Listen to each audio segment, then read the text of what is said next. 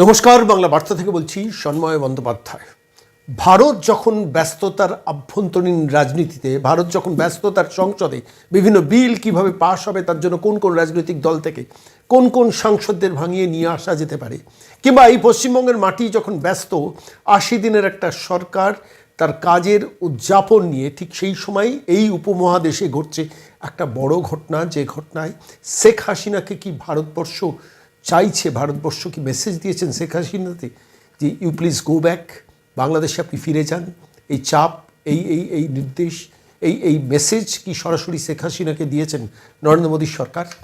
তেমনই ইঙ্গিত স্পষ্ট হচ্ছে ক্রমশ। শেখ হাসিনা সম্প্রতি রয়টার্স এবং তার পরবর্তীকালে এএফপিকে দেওয়া তার সাক্ষাৎকার এবং মেলে লিখিতভাবে জানিয়েছেন যে তিনি ডিসেম্বরের মাসের মধ্যেই বাংলাদেশে ফিরে যেতে চান, যে বাংলাদেশে ইন্টারন্যাশনাল ট্রাইব্যুনাল বাংলাদেশের তাকে মানবতা বিরোধী কাজের জন্য ফাঁসির দণ্ডাদেশ দিয়ে রেখেছে। সেই বাংলাদেশে শেখ হাসিনা ফিরবেন, কিভাবে ফিরবেন, কোন অনিশ্চয়তা নিয়ে ফিরবেন বা কোন নিশ্চয়তা নিয়ে ফিরবেন, কিংবা বাংলাদেশের সরকার তাকে কিভাবে দেখবে, সেই পরিস্থিতিটা তৈরি হয়েছে এই উপমহাদেশে। আপনারা জানেন যে শেখ হাসিনা ২০২৪ সালে সেখানে বিপ্লবের ফলে শেষ পর্যন্ত ভারতবর্ষ তাকে রেস্কিউ করে এবং সে দেশের মিলিটারি তাকে এসকেপ রুট দেয়। শেষ পর্যন্ত তিনি দিল্লির একটা নির্দিষ্ট ডেস্টিনেশনে শেখ হাসিনা এই মুহূর্তে রয়েছেন। সেখান থেকে মাঝে মধ্যে তার বার্তা, মেসেজ সংবাদ মাধ্যমে ইতিউতি ভেসে আসে। বাংলাদেশ বিজয় রুষ্ট হয়, কিন্তু তাতেও তিনি দমেন না। শেষ পর্যন্ত সেই বার্তা পৌঁছয় বাংলাদেশের অসংখ্য মানুষের কাছে, যারা কেউ তাকে পছন্দ করেন, কেউ তাকে পছন্দ করেন না।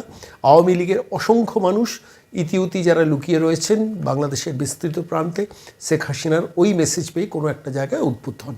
এই হচ্ছে বাস্তব পরিস্থিতি। সেই বাস্তব পরিস্থিতিতে কী এমন হলো যে শেখ হাসিনা তো ভারতবর্ষে নিরুপদ্রবে আছেন, কোনো তো সমস্যা বা কোনো সংকট নেই? অবশ্যই সমস্যা সংকট আছে। এই সমস্যা সংকটের ক্ষেত্র থেকেই কি প্রস্তুত হয়েছে সেই ক্ষেত্র যেখান থেকে ভারত সরকার তাকে মেসেজ পাঠিয়েছেন? এবার আপনি দেশে ফেরার চেষ্টাটা করুন। দেশে ফিরলে কী হতে পারে আমি একটু সংক্ষেপে আপনাদের কাছে ব্যাখ্যা করি। আপনারা জানেন যে মোহাম্মদ ইউনূস তার কার্যকাল শেষ হয়েছে, তারপর বিএনপির খালেদ রহমান তাঁর সরকার এসছে, এবং সেই বিএনপির সরকার কোন দৃষ্টিতে দেখছে? পরিষ্কারভাবে তার যিনি মন্ত্রী হচ্ছেন মোহাম্মদ আসাদুজ্জামান, যিনি আইনমন্ত্রী বাংলাদেশের, তিনি পরিষ্কারভাবে বলেছেন বাংলাদেশে পা রাখা মাত্র আমরা শেখ হাসিনাকে গ্রেফতার করা হবে। এবং আরও বলেছেন যে তথ্যগুলো আমি একটু সংক্ষেপে বলি, যে মোহাম্মদ আসাদুজ্জামানকে জিজ্ঞেস করা হয়েছে যে এই পরিস্থিতিতে বিনা পাসপোর্টে তিনি কিভাবে ফিরবেন। তখন তিনি বলেছেন যে সেটা তাঁর সমস্যা, আমার নয়, তবে তিনি যে মুহূর্তে দেশে পা রাখবেন আইন মোতাবেক যে ক্ষমতা আমাদের দেওয়া হয়েছে আমি তা প্রয়োগ করব। আইনমন্ত্রী বলেছেন যে বাংলাদেশে যে আইনের পথে চলবে, আমরা আইনের বিরুদ্ধে গিয়ে কিছু করব না। ফাঁসির সাজাপ্রাপ্ত আসামি হওয়া সত্ত্বেও বাংলাদেশি নাগরিক হিসেবে তিনি যদি আইনকে সম্মান জানিয়ে আত্মসমর্পণ করতে চান, হয়তো সেটা করার আগেই তাকে গ্রেফতার করা হবে। আইন আমাদের যে ক্ষমতা দিয়েছে আমরা তা প্রয়োগ করব। এটা হচ্ছে বর্তমান আইনমন্ত্রীর বক্তব্য। অর্থাৎ খালেদা জিয়ার পুত্র যে সরকার এই মুহূর্তে বিএনপি সরকার বা কলমে জামাতের সরকার যে বাংলাদেশে রয়েছেন, তাদের অবস্থান এইটা। সব কিছু জেনেও তাহলে শেখ হাসিনা বাংলাদেশে ফিরবেন কোন নিশ্চয়তা নিয়ে? তার জীবন চলে যেতে পারে। ৭৮ বছর বয়সের শেখ মুজিবুর রহমানের কন্যা শেখ হাসিনা শেষ পর্যন্ত বাংলাদেশে গিয়ে যদি ফাঁসির মঞ্চে দাঁড়াতে হয়, সেটা কি তার কাছে খুব সুখদায়ক হবে? তাহলে তিনি যাচ্ছেন কেন, যেতে চাইছেন কেন? 3টে কারণ আছে। শেখ হাসিনা যখন রয়টার্সকে তার ইন্টারভিউ, দীর্ঘ প্রায় 1 ঘন্টার ইন্টারভিউ দিয়েছেন, সেখানে কয়েকটি কথা বলেছেন, যে কয়েকটি কথার মধ্যে রয়েছে 3টি সম্ভাবনার কথা বলেছেন। একটি সম্ভাবনা হচ্ছে তারা আমাকে গ্রেফতার করবে। দ্বিতীয় সম্ভাবনার কথা যেটা বলেছেন, তারা আমাকে ফাঁসির মঞ্চে তুলে দেবেন।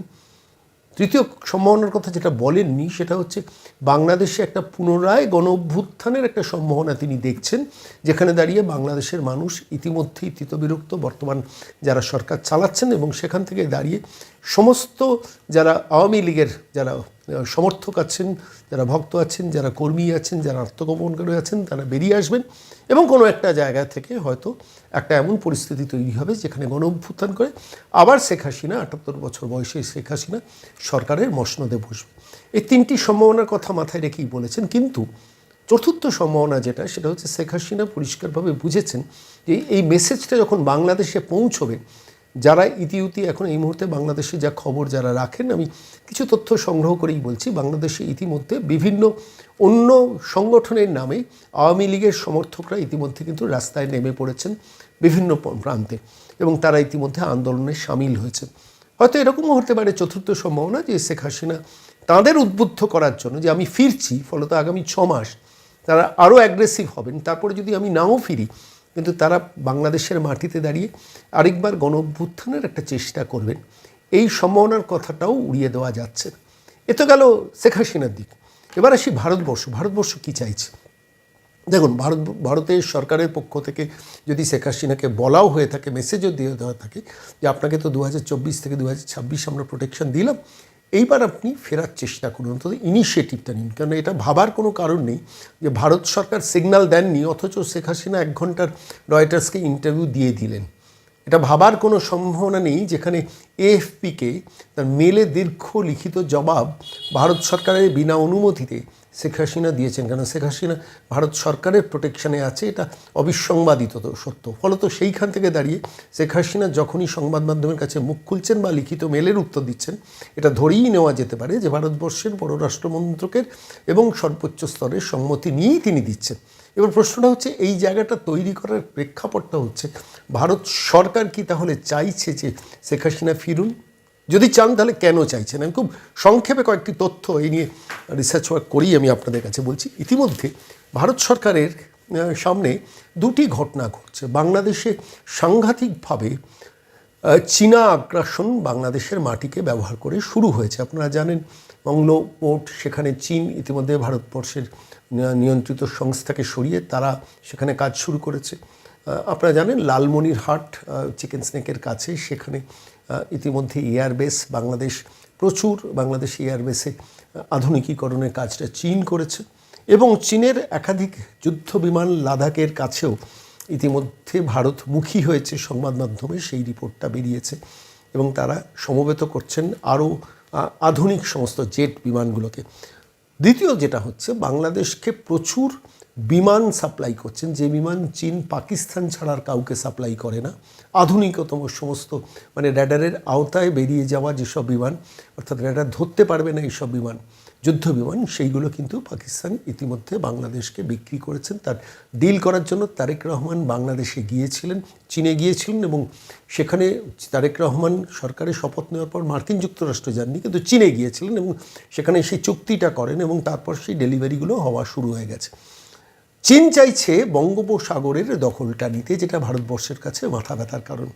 এই পরিস্থিতিতে দাঁড়িয়ে এই শেখ হাসিনা ভারতবর্ষে যতদিন থাকবেন, বাংলাদেশের অভ্যন্তরের সাধারণ যারা আওয়ামী লীগ বিরোধী বা শেখ হাসিনা বিরোধী মানুষ, যাদের নিয়ন্ত্রণটা করে ছাত্র বিপ্লব সংগঠিত হয়েছিল, যাদের নিয়ন্ত্রণ করে খালেদা জিয়ার পুত্র তারেক রহমান শেষ পর্যন্ত বাংলাদেশে ফিরেছিলেন, যাদের প্র্যাকটিক্যালি নিয়ন্ত্রণ করে মোহাম্মদ ইউনূস একটা সাংঘাতিক পিরিয়ডের সরকার চালিয়ে গেছেন বাংলাদেশে, ফলত সেই মানুষগুলো শেখ হাসিনা দেশে ফিরলে তাহলে কিন্তু কিছুটা ভারত বিদ্বেষী মনোভাবটা সেখানে কমবে। এটা ভারতবর্ষের ইকুয়েশনস হওয়ার সম্ভাবনাটাই বেশি। ইতিমধ্যে আপনারা জানেন যে বাংলাদেশে ইতিমধ্যে রাষ্ট্রদূত নিয়োগ করা হয়েছে, এবং রাষ্ট্রদূতকে নিয়োগ করা হয়েছে একজন রাজনৈতিক ব্যক্তিকে নিয়োগ করা হয়েছে তার গুরুত্ব বাড়ার জন্য। দীনেশ দ্বিবেদী, আপনারা জানেন যে তাকে ক্যাবিনেট মর্যাদায় রাখা হয়েছে। ইতিমধ্যে মেডিকেল ভিসাগুলো চালু করা হয়েছে। অর্থাৎ ভারত সরকার চাইছে at the end of the day বাংলাদেশের সঙ্গে সম্পর্কটা স্বাভাবিক হোক। বাণিজ্যিক কাজগুলোকে শুরু করা হয়েছে। একদম ভারত বিদ্বেষী মনোভাব থেকে চীন সেখানে স্টেপ ইন করে ফেলছেন, পাকিস্তান স্টেপ ইন করে আছে, এটা ভারত সেখান থেকে বেরোতে চাইছে। হয়তো সেই কারণেই শেখ হাসিনাকে বলছেন, you better go to Bangladesh, try to return back to Bangladesh. আমরা তোমাকে ঠেলে বাংলাদেশে পাঠাচ্ছি না, কিন্তু পরিস্থিতিটা তেমনই তৈরি হোক যাতে কোনো একটা আপোষের সূত্র বেরোয়। এমনও সম্ভাবনা আছে যে আন্তর্জাতিক পররাষ্ট্র নীতির ক্ষেত্রে সেই প্রয়োগ করে বাংলাদেশ সরকারকে বহির্বিশ্ব রাজি করালো যে শেখ হাসিনা আসবেন, তিনি এই শর্তে থাকবেন যে কোনোভাবেই তিনি আর রাজনীতিতে পদার্পণ করতে পারবেন না, তাকে নিশ্চিন্তে দরকারে ঘরবন্দি করে রাখুন, এমন একটা পরিস্থিতি তৈরি হোক। কিন্তু আন্তর্জাতিক মানবাধিকার সংগঠনগুলো এই মুহূর্তে দাঁড়িয়ে সারা বহির্বিশ্বে, বিশেষ করে পশ্চিম ইউরোপে এবং আরও অনেক রাষ্ট্রে সেখান থেকে এমন একটা ফোরাম তৈরি হয়েছে যেখান থেকে দাঁড়িয়ে মৃত্যুদণ্ডাদেশ যাতে কার্যকর না হয় তার জন্য নানান ধরনের চাপ, প্রেশার ক্রিয়েট করছে। ফলত স্বাভাবিকভাবে বাংলাদেশের যদি সেরকম কোনো একটা পরিস্থিতি তৈরি করা যায়, ভারত সরকার হয়তো চাইছে। এদিকে বাংলাদেশের বিএনপি তারা কি চাইছেন? আমি বাংলাদেশের বিএনপির অবস্থানটা সম্বন্ধে একটু পড়াশোনা করতে গিয়ে যতটুকু বুঝেছি যে বাংলাদেশের বিএনপি কিন্তু কঠোর অবস্থান নিচ্ছেন। শেখ হাসিনা ফিরলেই আমরা জেলে পুরব, শেখ হাসিনা ফিরলেই আইনের বাইরে তাকে বেরোতে দেব না। তিনি পাসপোর্ট ল্যাপস হয়ে গেছে, কারণ পাসপোর্ট মোহাম্মদ ইউনূসের সরকার তার বাতিল করে দিয়ে গিয়েছিলেন, ফলত ল্যাপস হয়ে গেছে। এই মুহূর্তে ফিরলে রাষ্ট্রবিরোধী এবং মানবতা বিরোধীর কাজের জন্য তাকে যে ফাঁসির দণ্ডাদেশ দেওয়া হয়েছে সেটা বিএনপি প্রকাশ্যে বলছে না, কিন্তু আইনের ঊর্ধ্বে তিনি নয়, আমরা জেলে পুরব, এটা পরিষ্কার ঘোষণা করছে। অবস্থানটা বিএনপির এখন যেটা হয়েছে সেটা হচ্ছে তারাও চাইছেন যাতে শেখ হাসিনা বাংলাদেশে না ফেরেন। এটাতে লাভটা কি, লোকসানটা কি, খুব সংক্ষেপে এই প্রতিবেদনে এই পর্বে বলবো। বিএনপি অর্থাৎ খালেদা জিয়ার পুত্র তারেক রহমানের বিএনপি একটা জিনিস বুঝতে পারছেন, এই মুহূর্তে শেখ হাসিনা বাংলাদেশে ফিরলে এবং শেখ হাসিনাকে মৃত্যুদণ্ডাদেশ কার্যকরী করলে বহির্বিশ্বে বাংলাদেশের ব্যাপারে একটা সাংঘাতিক নেগেটিভ ইম্প্যাক্ট পড়বে। তাদের হাতে ক্ষমতা রয়েছে, শেখ হাসিনা ফিরলেই নিয়ে গিয়ে শুলে চড়াবেন, সেই ক্ষমতাটা তারা কার্যকরী করতে পারেন। কিন্তু এর ফলে বহির্বিশ্বে বাংলাদেশের খালেদা তারেক রহমানের সরকারের উপর মারাত্মক একটা প্রেশার তৈরি হবে। সেটা তারেক রহমান ক্ষমতায় আসার 6 মাসের মধ্যে আর চাইছেন না। ফলত তাঁরা মোহাম্মদ আসাদুজ্জামান যিনি আইনমন্ত্রী তাকে দিয়ে এই বিবৃতি দেওয়ার পরও যে পরিস্থিতিটা বাংলাদেশে তৈরি হয়েছে সেটা যে আলটিমেটলি তিনি যেন না ফেরেন, ফিরলেই কিন্তু আমরা জেলে পুরব, এরকম একটা হম্বি মোহাম্মদ আসাদুজ্জামান করছেন। ইতিমধ্যে জানেন যে শেখ সাহাবুদ্দিন যিনি বাংলাদেশের রাষ্ট্রপতি ছিলেন তিনি পদত্যাগ করতে বাধ্য হয়েছেন। 2028 এপ্রিল পর্যন্ত তার টার্ম ছিল, তিনি ইতিমধ্যে পদত্যাগ করেছেন। তার কারণ তার সঙ্গে শেখ হাসিনার একটা যোগাযোগ ছিল। লন্ডন থেকে তার ফোন একটা ভাইরাল হয়েছিল, যে ফোনটা করেছিলেন শেখ হাসিনাকে। ফলত পরিস্থিতি বাংলাদেশের এখনও জটিল। তারেক রহমান এখনও সরকারের পুরো নিয়ন্ত্রণ নিতে পারেননি। সেখানে জামাতটা ভীষণভাবে প্রো অ্যাগ্রেসিভ। ওদিকে ভিন্ন নামে আওয়ামী লীগ কিন্তু এখন রাস্তায় বিভিন্ন প্রদেশে কিন্তু তারা কার্যকরী মুভমেন্টটা স্টার্ট করে দিয়েছেন, যাদের পুলিশ দিয়ে দমন পীড়ন করার চেষ্টা করছেন তারেক রহমানের দল।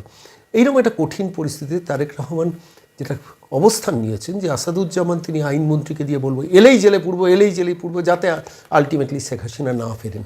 তাতে কি হবে, যারা শেখ হাসিনা বিরোধী শক্তি জামাত থেকে শুরু করে বিএনপি, তারা অন্তত এই মুহূর্তে দাঁড়িয়ে বিএনপি সরকারকে বলবে দেখো এরা তো কঠিন অবস্থান নিয়েছেন, শেখ হাসিনা ফেরেননি, ফলে তো তাদের কিছু করার নেই। এইরকম একটা পরিস্থিতিতে অবস্থানটা তারা চাইছেন যে আমরা ভয় দেখিয়ে রাখি, কিন্তু হাসিনা ফিরলে আমাদের বিপদটা বাড়বে। ফলে তো তাঁরাও জ্ঞানত চাইছেন শেখ হাসিনা যাতে না ফেরেন। এদিকে ভারত সরকার চাইছেন শেখ হাসিনা ফিরুন, এমনই অন্তত রাজনৈতিক বিশ্লেষক বা পর্যবেক্ষকরা মনে করছেন। এইরকম একটা কঠিন পরিস্থিতিতে গিয়ে দাঁড়িয়েছে এই মুহূর্তে এই উপমহাদেশের রাজনীতি। বলতেই পারেন, প্রশ্ন আসতেই পারে পশ্চিমবঙ্গের তাতে কী এসে যায়। পশ্চিমবঙ্গে কেন্দ্রীয় সরকার প্র্যাকটিক্যালি পশ্চিমবঙ্গে পরিবর্তনের সরকার আসার ফলে পশ্চিমবঙ্গ সম্বন্ধে তারা অনেকটা নিশ্চিন্ত হয়েছেন। সীমান্ত ক্রমশ অবরুদ্ধ হচ্ছে, সীমান্ত দিয়ে অনুপ্রবেশ প্রায় আটকানো হচ্ছে, ডিপোর্ট করা চলছে এই মুহূর্তে দাঁড়িয়ে বাংলাদেশে। এই মুহূর্তে দাঁড়িয়ে অসৎ উপায়ে পাসপোর্ট থেকে ভিসা সমস্ত কিছু জালিয়াতি প্র্যাকটিক্যালি বন্ধের মুখে দাঁড়িয়েছে। রাষ্ট্রীয় নিয়ন্ত্রণটা পশ্চিমবঙ্গে এসে গেছে, একটা সীমান্তবর্তী রাজ্য, যে রাজ্যের সঙ্গে বাংলাদেশের সীমান্ত প্রায় 2217 কিলোমিটার। ফলত এই পরিস্থিতিতে দাঁড়িয়ে বাংলাদেশে শেখ হাসিনাকে নিয়ে ভারত বিদ্বেষের জায়গাটা কমলে পররাষ্ট্রগতভাবে ভারতবর্ষের পক্ষে সেটা লাভ। এবং বিশ্লেষকরা এটাই মনে করছেন যে শেখ হাসিনা শেষ পর্যন্ত যদি বাংলাদেশে ফিরতে পারেন তাহলে ভারতের সঙ্গে বাংলাদেশের দ্বিপাক্ষিক সম্পর্কটা ভালো হবে, ব্যবসায়িক বাণিজ্যিক সম্পর্ক যথেষ্ট ভালো আছে, কিন্তু চীনা আগ্রাসনটা আটকানো দরকার। At the cost of Sheikh Hasina না, ভারত সেটা চাইবে না, কিন্তু শেখ হাসিনার ব্যাপারে যদি একটা আন্তর্জাতিক জনমত তৈরি হয় যেখানে বাংলাদেশ সরকার বাধ্য হবে শেখ হাসিনাকে রাখতে, কিন্তু তাকে মৃত্যুদণ্ডাদেশে পুরোপুরি মানে তার জীবনদ্বীপ নির্বাচিত না করে যদি রাখতে পারেন, সেরকম একটা পরিস্থিতি বা এই মুহূর্তে এই উপমহাদেশে বিরাজমান। পরিস্থিতি যা তাতে হচ্ছে ভারত সরকারের চাপেই কি শেখ হাসিনা দেশে ফেরার কথাটা বলেছেন, অন্তত ভাসিয়ে দিয়েছেন? ফিরুন না ফিরুন, অন্তত একটা আন্তর্জাতিক জনমত তো তৈরি হোক। সেই লক্ষ্যেই কি শেখ হাসিনার 1 ঘন্টার রয়টার্সকে বিবৃতি এবং রয়টার্সকে ইন্টারভিউ দেওয়া এবং এএফপিকে মেলের দীর্ঘ জবাব দেওয়া? জানি না ভবিষ্যৎ বলবে, কিন্তু ডিসেম্বরের দিকে তাকিয়ে থাকতেই হবে। সেই ডিসেম্বরের শেষ পর্যন্ত শেখ হাসিনা বাংলাদেশে ফিরে যান কিনা, তার মৃত্যুদণ্ডাদেশ কার্যকর বাংলাদেশ সরকার করে কিনা, এবং যদি আন্তর্জাতিক জনমত তার মধ্যে তৈরি হয়ে যায় এই 6 মাস আলটিমেটলি কাজে লাগে কিনা। বড় বড় কঠিন এই পরিস্থিতি এই উপমহাদেশের। নজর থাকবে সেদিকে, আর আপনাদের নজর থাকুক বাংলা বার্তায় সকাল 8টায়।